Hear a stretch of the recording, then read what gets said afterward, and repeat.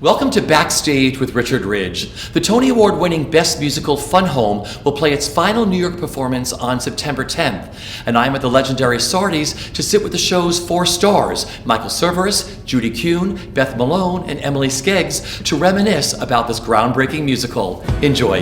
Welcome to a musical about a family that's nothing like yours, and exactly like yours. A musical about looking back and moving forward. A musical about making sense of our parents and ourselves. And your keys, oh, your ring of keys. Welcome to Fun Home, the Tony Award-winning Best Musical and the best of what Broadway can do. So what's it been like for each of you being a part of this groundbreaking musical? Where to begin? Yeah. I think it's been one of the most profoundly satisfying, enriching, and important thing I've ever been a part of. I mean, that's the big answer. And there are so many reasons I think that's true. I mean, it's a profoundly beautiful piece of theater, funny, heart-wrenching, and it tells a story that needs to be told, and that I think everybody relates to in their own way.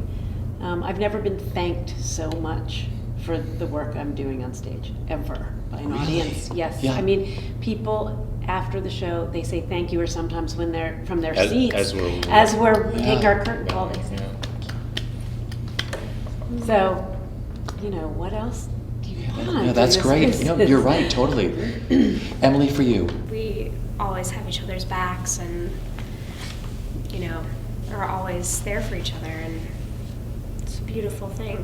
Yeah. It's true. Well, it's a rare and thing, thinking yeah. about, so after September 10th, we're not all together every day, and I don't think I've yet figured out how that's really going to impact me as a community, I try not to think about it. Yeah. And we'll just show up at your house. Okay. Totally. Pancakes. Michael, for you? Well, I would echo everything that Judy and Emily said. I've been lucky to be a part of some extraordinary things over the years, as Judy has as well, and Emily is beginning to. But I don't expect there will ever be anything that will be the complete, satisfying, meaningful experience that this has been. I think you as an actor, you always are you sort of tell yourself that what you're doing means something more than just your selfish enjoyment, or the feeling of getting happy feedback from people. You want to believe that you're doing something that's making people's lives better, but you kind of suspect that you're not, and that it's really just for fun and for yourself. And this show, for the first time, I think, I can't explain away people's reactions to it, and I can't doubt its impact in the world. But something about the sincerity and the honesty of everyone involved, and the way it was put together, just inevitably and organically led us to and taught us to be activists in a way that I don't know that any of us really had been before. We're sensitive people who live in the world and care about other people, but it's sort of been a galvanizing thing, I think, for us. And we found ourselves at the middle of debates and part of history in our country in particular, with something to use to say important things. Sure. So I think Janine always says that this show, and it's a pure coincidence, it wasn't planned this way. They started working on this 7 or 8 years ago, that this show is meant for right now. Yeah. And it's not ahead of its time, it's not behind the times, it is just meant for right now, and we've met this cultural moment in this extraordinary way. And so I think that's one of the reasons it's having the impact that it's had, and why I again feel so lucky to be a part of it. It's been incredible to be simultaneously a part of the world as a citizen and also a part of this show.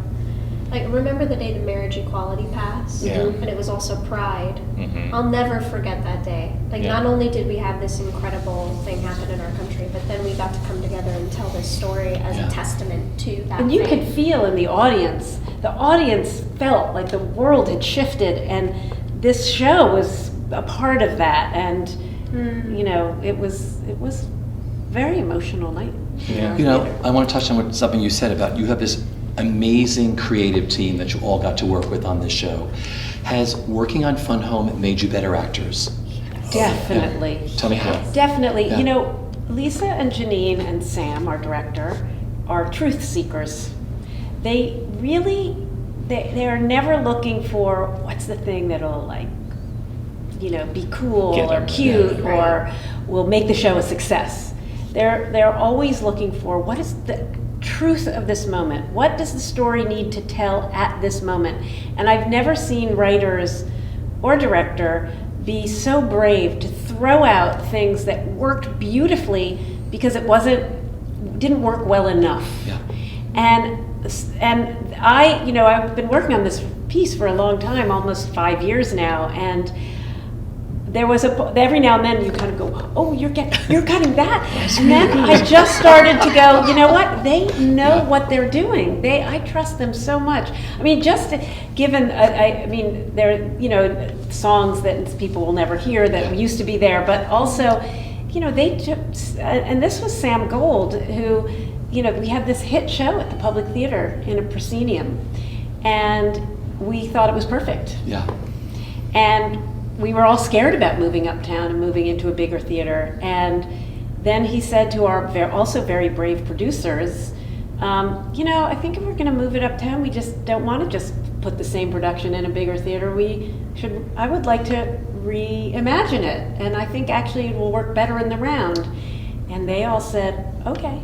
The show itself, there's so much depth in every scene and in every line that there's a bottomlessness to it, Yeah. where the show sort of floats over this possibility of what can be said underneath the lines, and it's just like, I feel like you can, Oh, look, come on in. Look at this. Hi, Beth. What you doing? No, not much. Come on in. Just running around New York City. Welcome to the Fun Home family. Talking about. What we're talking about right now is you have worked with this incredible company of creators and actors. And I said, has this made you a better actor with doing Fun Home? And Emily was just finishing up her answer on that. Oh, it's done. You're done? It's done, yes, thank you. Well, Yeah, do you want yeah. to? I think Emily's become a much better actor. Well, you know, Thank you, Beth. Beth watches the Yeah, show she could tell you. every night Yeah. close up. My job is to watch Her it. job actually is to tell us whether we did a good job or whether we are becoming better actors. But I actually really do check in with Beth I do sometimes. too. I feel like I was really bad tonight. Did it seem bad to you? Or Beth, could you I tell think I was missed trying this not to burp? I've never burdened you with having to figure out how to tell me. But sometimes I do have a few notes for you. Yeah, I bet you do. So you're the note giver. I have a few thoughts. I slide them under his door and run away. As you're going into the final weeks, will you look back at some of your favorite personal moments being connected with this show? Is there something you can tell me, a personal story? Either being on stage with someone or backstage. I mean, what's backstage like for all of you? We have a lot of fun. Beth has no backstage. That's true, but except, for half an hour. We- You know, Yeah. we have a lot of fun. I said the other day that, you know, I've never been a part of a company that works so well together on stage and plays so well together off stage. Yeah. And we really make each other laugh. There are some very funny people. We're in all the going on company. a sailboat And we're all tonight. going on a sailboat after the show. And there's no fear that anybody's going to be tossed overboard. Right. Not a lot of shows can say that. Although we've put money on who might fall overboard. Not pushed. Yeah, well, We're not naming Headcount names going. right now. Going and then coming back. buddy system. Emily, for you, is there a favorite personal moment that happened somewhere during the journey of Fun Home? God, I think to pinpoint one would almost be like rude to all the others. Yeah. It's been an incredible 2 years for me, and I think I'm just so grateful to not only have learned so much as an actor, but as a human. I think I've learned a lot about what it means to be a good friend and a good scene partner simultaneously, and yeah. As you were talking, I think part, every show is a family, and everybody, some more dysfunctional than others. And we share that with our colleagues all over town, but there is something really different, and maybe because we play a family, maybe because of the nature of the material, but we feel more, I feel more paternal and in this than I ever have before. Usually the father-son play for, eating their children. But I think Judy's onto something about the show itself demands truth in such an intense and current way. You have to be truthful every moment. That backstage it sort of trickles into who we are as people, I think, a little bit. If you're not fully yourself out there, are you fully yourself back there? I don't know. Right. If you demand honesty and a high level of commitment to everything on stage, I think it trickles.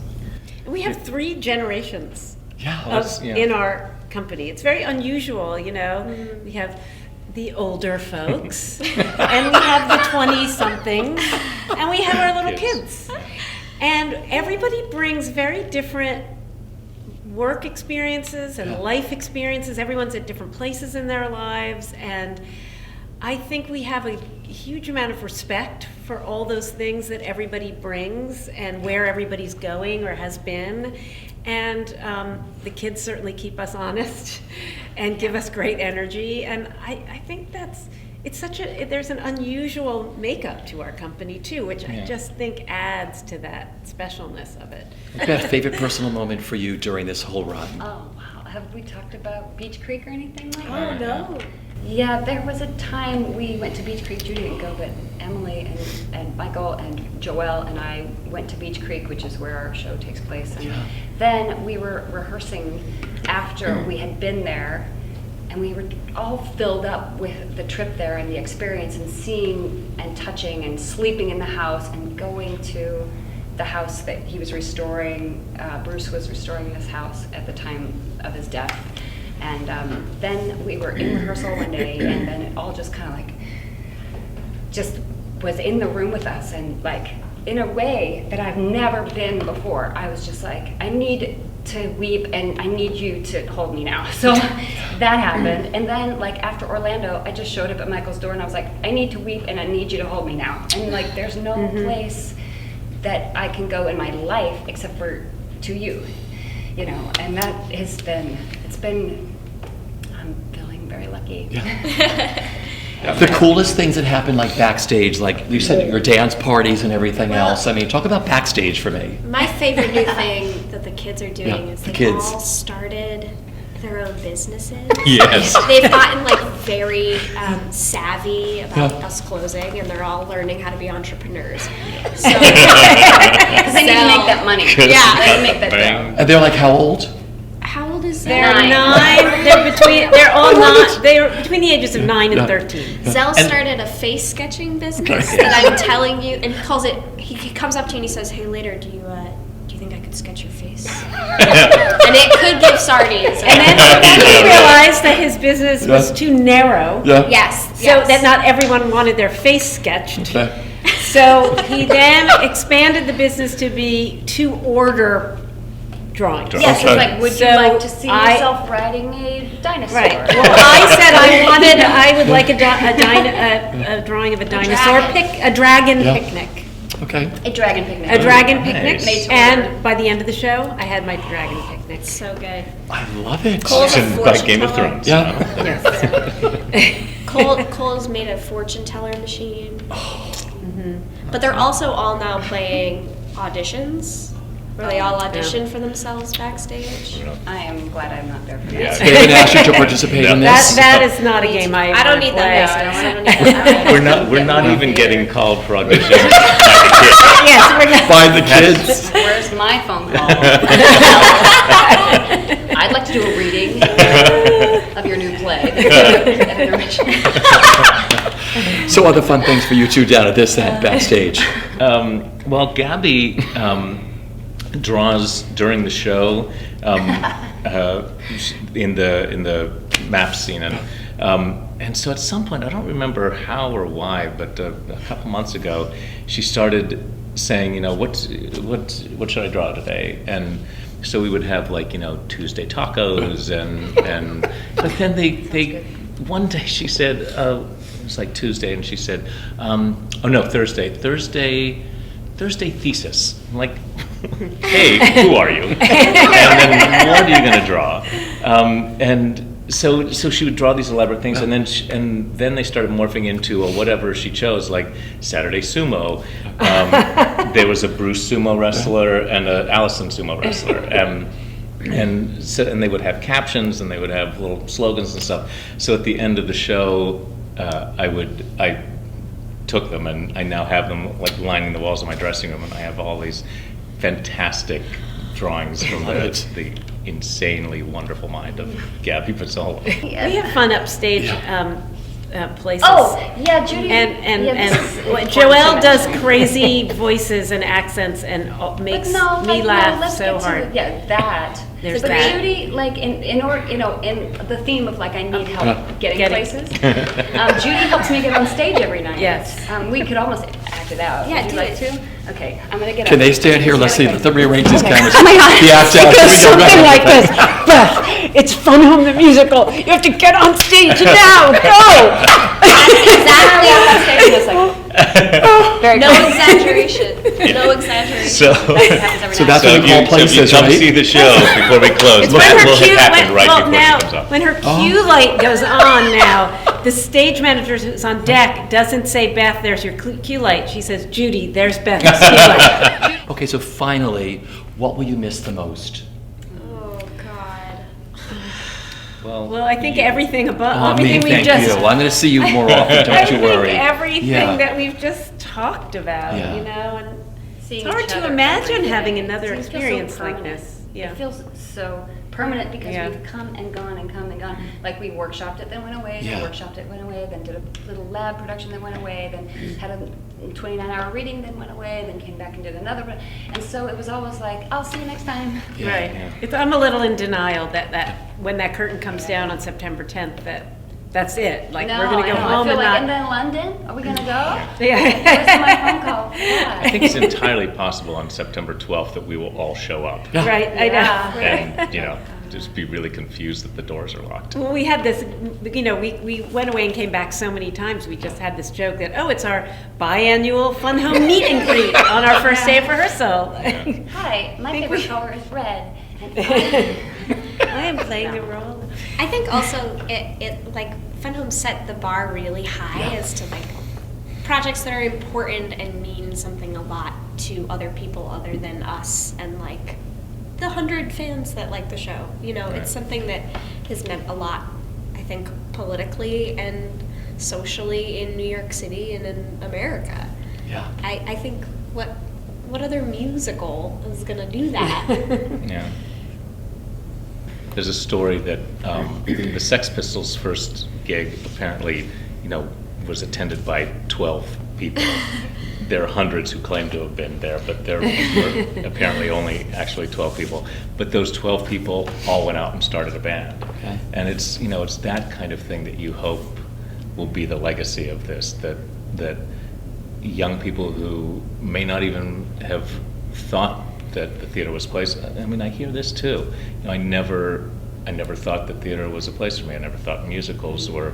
It's the thing that I felt when I saw Sweeney Todd for the first time. When I watched Len Carey, I thought, oh, maybe there is a place for somebody like me if that exists. And we hear that from people too. And if our legacy is that people either want to make things that have a heart like our show has, or if that's just what they expect from theater from now on as audience members. If that's the legacy, if we've planted seeds that helps that flower, that'll be an extraordinary legacy for everybody involved. in the show. Yeah. Well, I want to thank you all for sitting with me here today at Sardi's for Broadway World, because this is such a special show. You can tell from just seeing you all. You've all done great shows, but the point is the family that was put together for this show was really, really special. Yeah, it really was. I'm forever grateful.